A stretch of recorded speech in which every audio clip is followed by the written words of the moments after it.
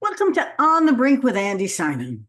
Thank you for joining me today. Whether you're watching or you're listening, our podcast is here to help you see, feel, and think in new ways. As an anthropologist, I want you to be able to step out and take a look at what you're doing, what others are doing, and begin to get a fresh perspective on what's changing. And these are very fast changing times.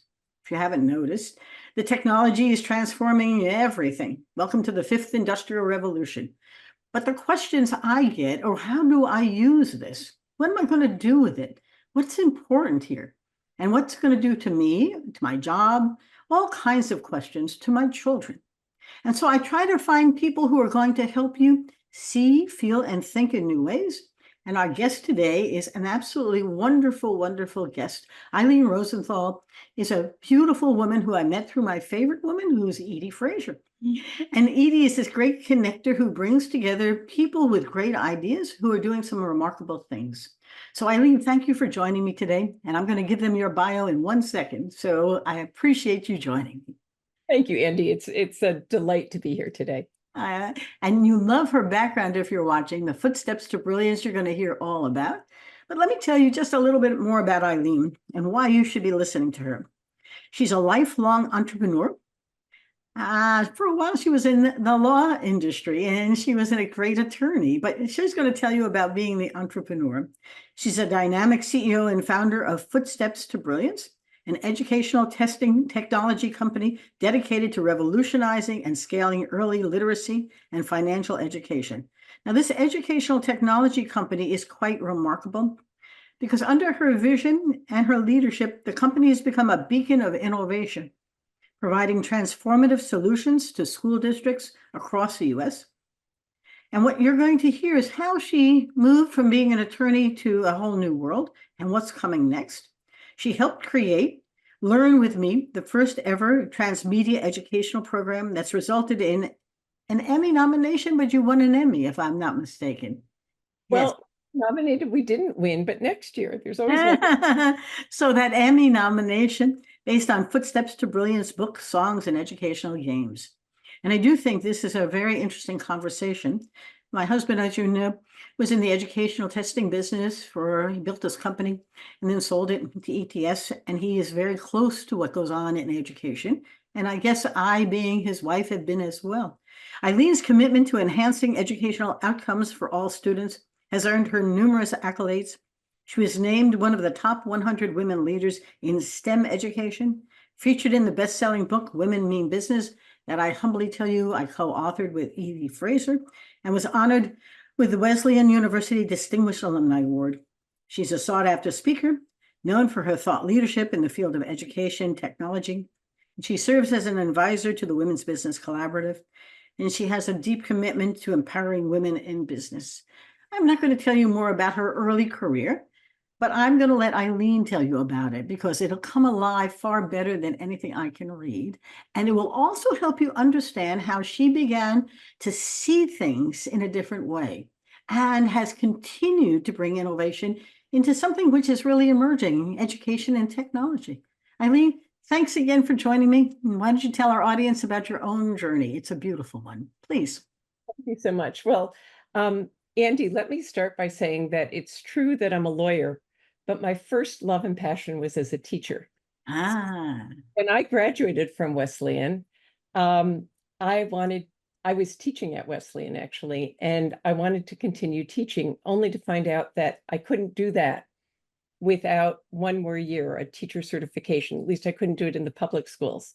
So I applied to 29 private schools, and I think I got 30 rejections. Oh, you're so cute. That must have made you feel like an aspiring teacher that people wanted. My goodness. Well, it made me realize that I needed to become an entrepreneur. And I had studied with Dr. Robert Pace at Columbia University. I was actually a music teacher, a piano teacher. And under his tutelage, I had learned a whole new innovative technique for teaching piano, for teaching how to play. And one day, the New York Times had this large article. It was like a full page called Painless Piano Lessons, which was his methodology. You saw people in small groups and in semi-private lessons, knowing nothing at that time. This was in the 70s, knowing nothing about intellectual property. I wrote on the bottom of that article, "For further information, contact," put my number on, cut it out, made 1,000 copies of it, and then distributed it to all of the schools nearby. And forgive me for laughing. You're bold, courageous, and oh my gosh, what are we doing here? Wonderful, awful. Between June and the beginning of school, which was about September, I ended up having so many students that I actually couldn't handle them all. And this was a very competitive market. I was in Cambridge, Massachusetts at the time. So what I did is I started writing books on how to teach Dr. Robert Pace's methodology and training other teachers so that I could give them my students. And so that was my first foray into entrepreneurship.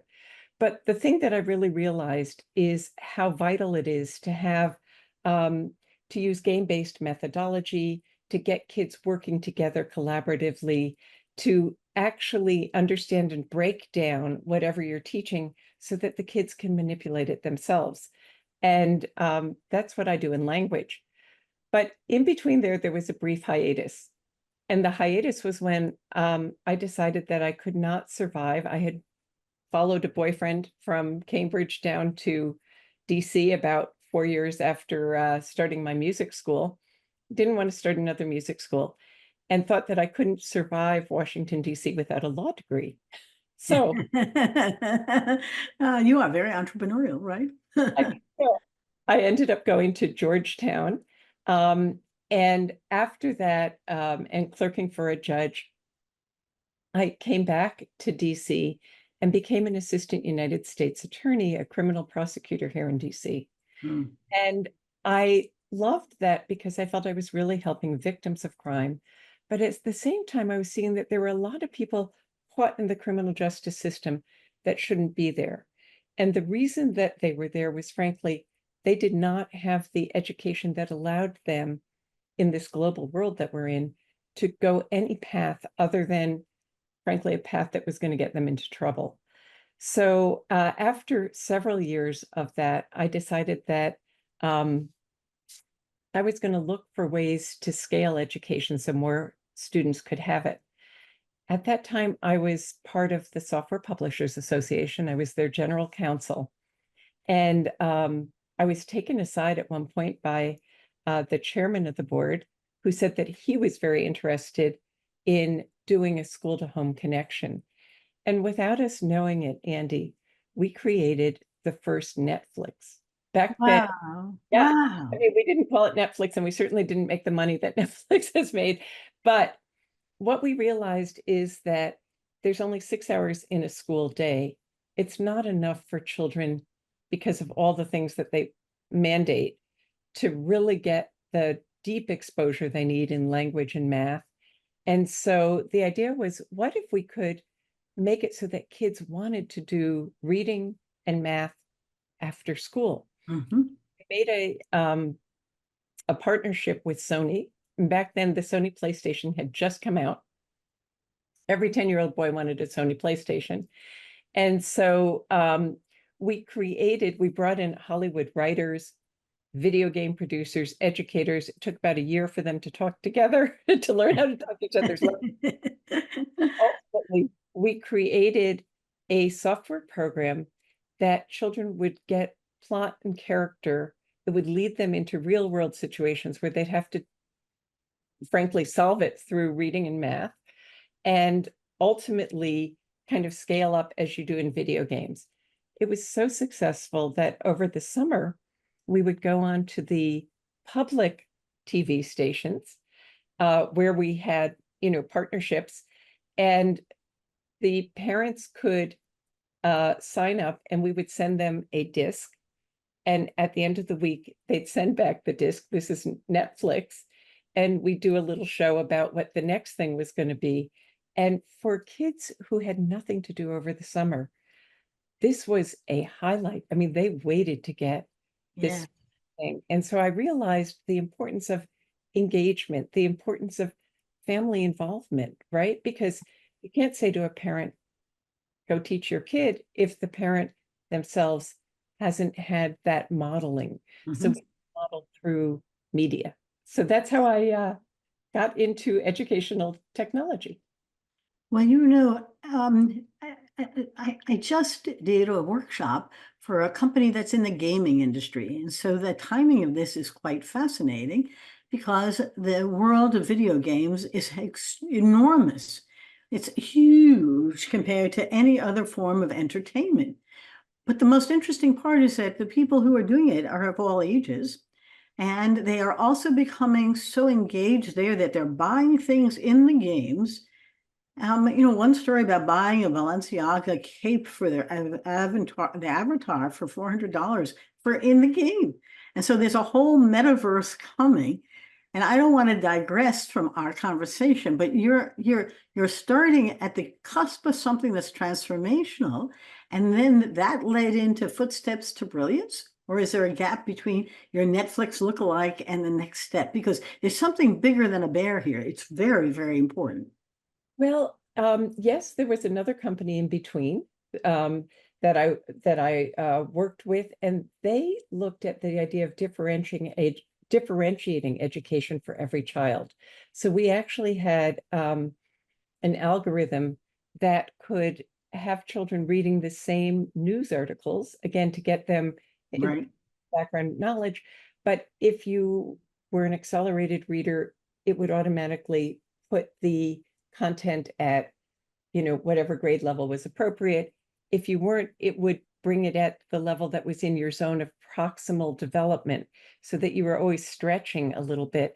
And in that way, we could really make a difference and help children, because part of the issue today is that there are many children with many different backgrounds and many different languages, truthfully, who are in a classroom, and a teacher needs to teach all of those children. And she can't do it unless she can differentiate for every child. But you still want everybody to get the same background knowledge. So that was a big influence as well for Footsteps to Brilliance. But go ahead. The big differentiator was when I read some research, and the research actually floored me. I don't know if today it would floor people as much, but about 12 years ago, I read that in this country, a country as wealthy as we are, about 46%, maybe higher after the pandemic, of children enter kindergarten at risk of failure, meaning they're 1, 2, or 3 years behind where they should be. Now, what that really means, 88% of those children never succeed. And if you go further, the next benchmark is third grade reading. If you don't have that foundational knowledge, truthfully, everything else is an uphill battle. And I thought, how could that be in the United States? So I spoke to superintendents and other leading educators and said, what's going on? Because how can we define the trajectory of a kid's life at age 5? And they said, well, Ilene, there's a problem. We don't have jurisdiction over a child before they come to our school, but it's a critical phase of brain development. So with my partner, my business partner, we said, how can we change this? And we came up with something that we're calling a model innovation city. And in a model innovation city, what we do is we create a geofence, an electronic fence around an entire community. And then we work with all of the different organizations, the faith-based organizations, the mom and pops, the early Head Starts, the Head Starts, to reach the hardest to reach families and give them the resources and the services they need. Now, we work with this school all through elementary school, but this way we can reach children even before they come to school. And the part that is reaching the children before they come to school is actually our pro bono contribution to the district when we work with the district.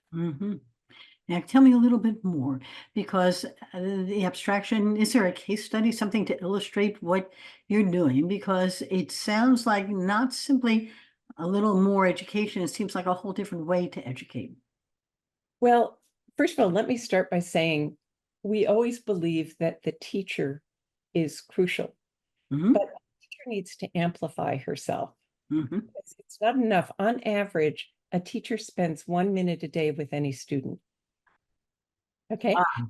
So Just say that again. 1 minute a day with any student. That's a little piece of time to make a big difference. Oh my. So what you really want to do is make sure that their voice is amplified. So the way that we do that is we sit down with the teachers, or usually the district has a curriculum that they use. We're a literacy curriculum. Mhm. So we look and see what they're going to be teaching week by week by week. And because Footsteps to Brilliance is built modularly, we then can align curated, interactive, game-based lessons Yes. correlate with what the teacher is teaching. Now, with the click of a button, Yeah. the student can either in small group time, in after school time, or at home.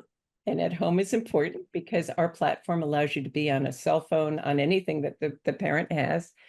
They can now be practicing what it is that the teacher is using. And the teacher then gets data. So now if you have a student who's challenged, or a student who frankly needs to be accelerated, you can do that because our algorithm, our system, serves up another game that will take the child, and if we need to break down the concept a little bit more foundationally, we can do it. If we need to accelerate the child, we can do it. There's always writing, and writing, no matter how accelerated you are, can be challenging, right, for students. And in this way, we can really accelerate Yes. all children, and most importantly, give a break to the teachers, because teachers are overwhelmed today with everything. They're just, there's a lot on their plate. And so Mhm. we want to make that easy for them too. So here's the good news. We now have a lot of data, and we went into the data and we looked at what's happening. And we see that those students who use us with fidelity, and we mean about 45 minutes a week, and it doesn't matter how you break that up, it can be 10 minutes a day, that those children actually have 3 times the literacy growth Wow. of children who don't use Footsteps to Brilliance. Wow. And that is so set in stone now that we actually make a guarantee to the districts we work with. My goodness. I flip it around from the other side. What is is there a reluctance on the part of the districts, or are the teachers lining up to see how fast they could bring it in? Because what you're basically giving them is a system for educating the kids that complements their own skills, lets them steer, sets the stage, and let the kids self-learn, like a gaming, where they figure it out real fast if you give them something to figure it out. So are they all responsive to this? I mean, is our society opening up for it? So I think that it depends, and I'll tell you what it depends on. It depends upon leadership at the end of the day, Yep.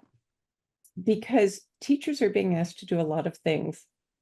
And where the leadership really encourages the usage, then they take the time to go through the professional development and the whole thing. We found that usually when the teachers have the ability to go through the professional development and allow us to be coaches to them, Hmm. that, they love it because Yeah. it works. I could tell you some other ways in which we're just so excited. We have one phenomenal superintendent in California, and he actually was brought in because his district is a tale of two cities. Uh-huh. And his he they said, you have Silicon Valley families, and you've got, families, many of whom are just coming into the United States. And so he used Footsteps to Brilliance to make sure that those parents who have never been in the United States but are here because they want to help their children get the services they need. So he creates, he calls them his communication specialists, and they will work with these parents and text them, show them how to get on Footsteps to Brilliance, look at the data, and then show parents how to set routines, and really now they have all these book songs and games that they can play with. The results are amazing.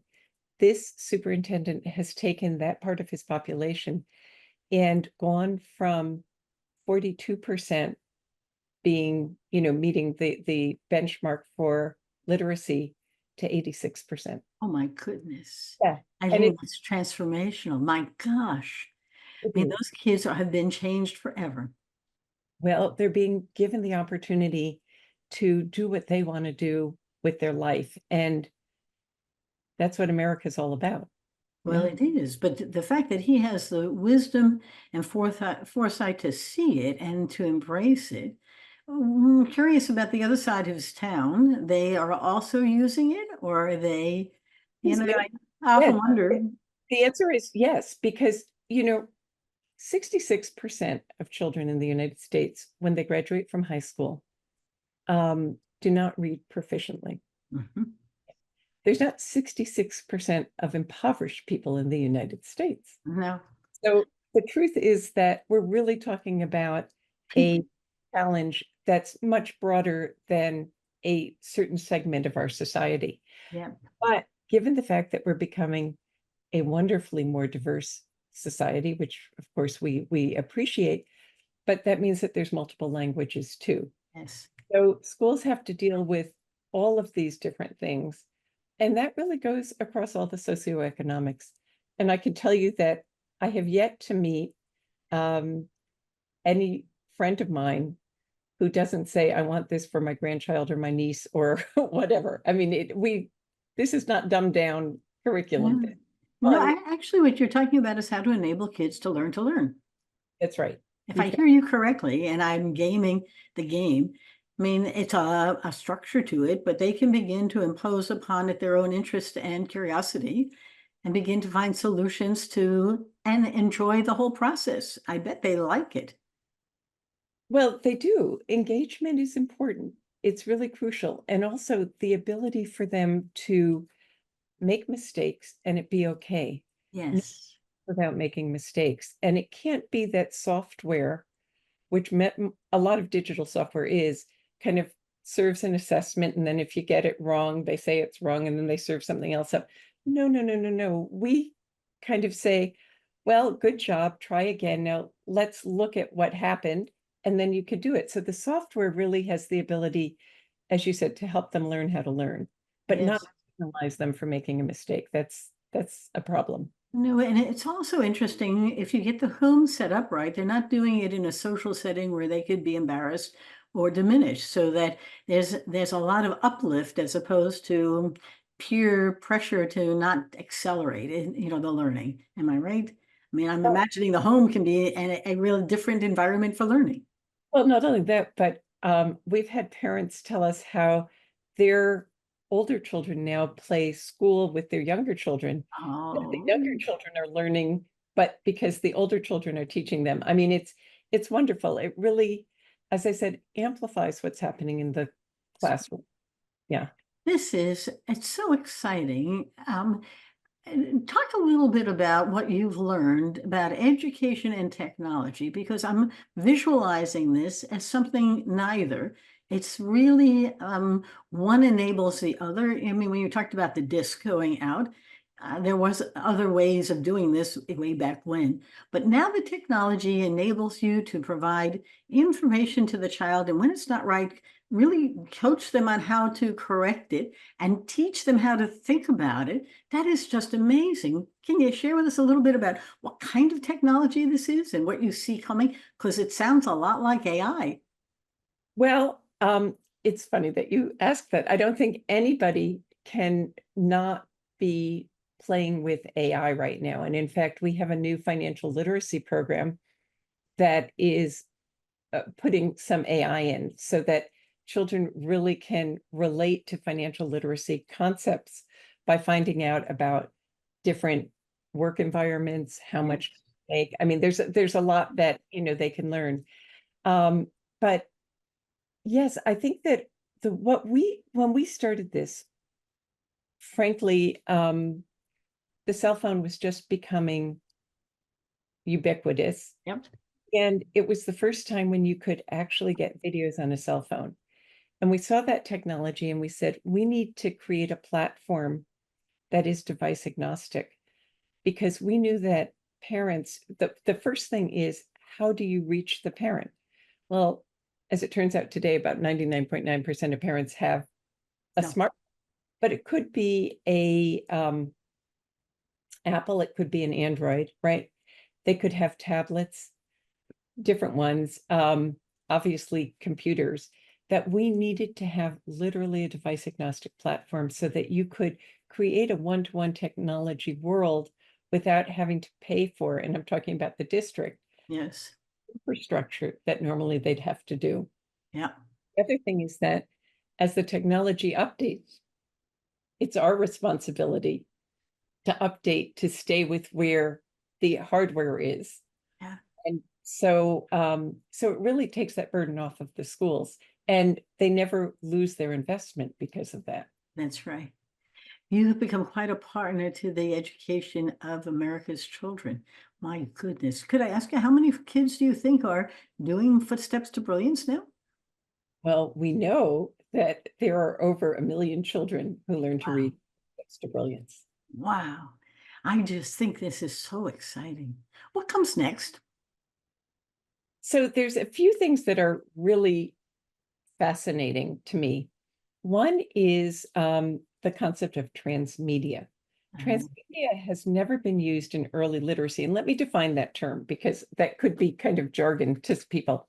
But transmedia is the idea that you can take plot and character and you could see it on a television set, and then you can do something with it on your phone, and then the radio may do something. In other words, it's a complete cycle of what you can do. And during the pandemic, we were talking to the county superintendent at San Bernardino County, which is the largest county in the United States.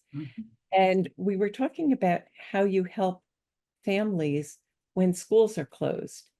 And we recognize that every family has access to television, and most of them have access to phones. And how do we marry the two? And they brought in their PBS affiliate, which is called KVCR, and put together the PBS side with the Footsteps to Brilliance side to create the first ever transmedia program for children in the early years. So here's what makes it different. We all love Sesame Street. We all do. But Sesame Street was something that, like all TV, was fleeting, right? After you saw it, it was gone. Now, if you were lucky enough to be sitting with an adult who was going to extend what you saw on TV, that was great. But kids didn't always have that ability. Now, what we've done with this is that we've brought in some of the best teachers in the San Bernardino County region, which is over 33 districts. And and they actually are our leaders in the shows. They're the main characters. We've brought in animation. And then what happens is that 15 minutes of the show's in English and 15 in Spanish. All of our books have a toggle switch, English and Spanish. But after you see the TV program, which is based on one of the Footsteps to Brilliance books, then the parents can download the book and they can read it over and over again with the child. Everything is tactile, so voice encoded if they can't read it. And then we start giving them games that extend whatever they learned. And out of that comes contests as well. So we've had countywide contests where students have to write their own books. We have That's cool. a book. And so we have kids who are actually publishing books. Wow. Pages. So it really makes for an entire community-wide ability to get education in every way that you can. My mind is saying that this isn't an add-on to an education system. This is a transformation of it. We think it does revolutionize education, but of course, there's a lot of fabulous stuff that we're building upon. Of course. System. But you're adding something which might have been difficult for San Bernardino by itself. And you know the way human minds work, once you have a box and the story's in the box and this is what I do and this is how I do it, it's hard to see beyond that. And what you do with the kind of entrepreneurial mind you have is to see opportunities well beyond what is. And now you've given them, I won't say hope, but really the opportunity to do what they intend to do, which is to educate every child to the best of what they can become.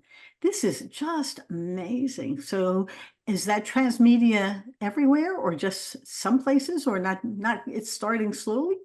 Well, the way that PBS works is that the affiliates develop programming and then other stations pick it up and becoming a nationwide. That's great. Yeah. This is so wonderful. For yourself personally, where do you see the next steps for you? And I was going to ask you about purpose, but your entire life here is purposeful, isn't it? You know, this is less about profits and more about, purpose.